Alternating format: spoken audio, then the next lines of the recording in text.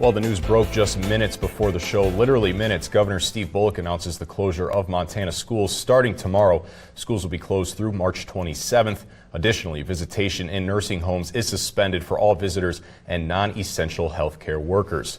The governor's office went on to discuss social distancing and other limitations. Those details you can find over on our website.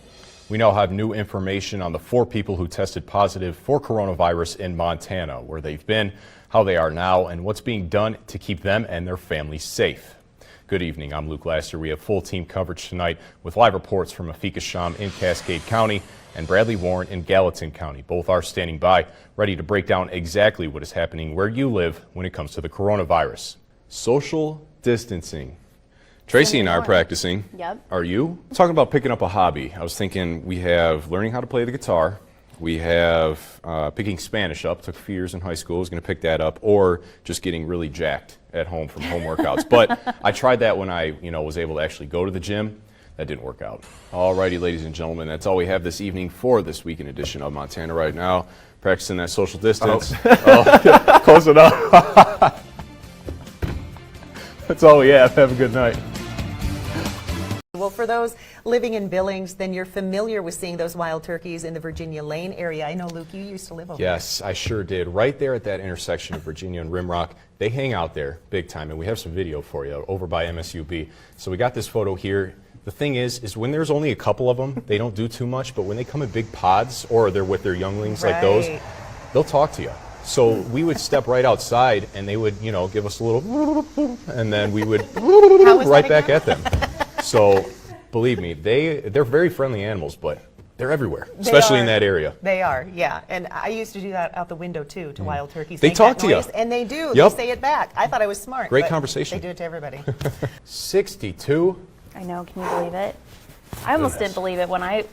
It's getting warmer. Well, before we take off for the evening, today is National Pizza Day. Great day. But at this time last year, I was beardless and Spencer was still working in news. It's true. And we were up here discussing, pizza. Take a look. All right, so I got a question for you. Pineapple on pizza. Good, bad? What are your thoughts? No. Yes. Nope. That's Mary Jane saying she likes it. Do you like it? I think the best part about this, Spencer, is that we're pretty much wearing the same clothes that we got on right now. And did someone say snow? Mary Jane will fill you in a moment. We'll be right back.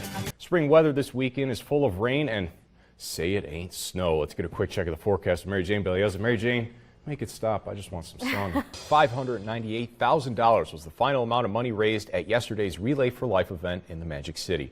But now we bring you, all of the great people involved in this year's relay. Take a look. In tonight's big story, there are no survivors following a fatal plane crash north of Billings late Saturday night. Let's take a look at exactly where the plane crashed. Yellowstone County Sheriff Mike Linder says the crash occurred near Dunn Mountain, which is approximately 25 to 30 miles north of Billings.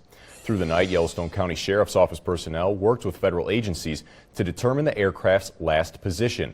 Sheriff Mike Linder and Al Blaine of Billings Flying Service were able to locate the downed aircraft near the bottom of the slope on the west face of Dunn Mountain, which can be seen from Highway 87 North. A preliminary visual inspection of the crash scene shows evidence the plane likely clipped a guy wire of a radio tower at the top of Dunn Mountain.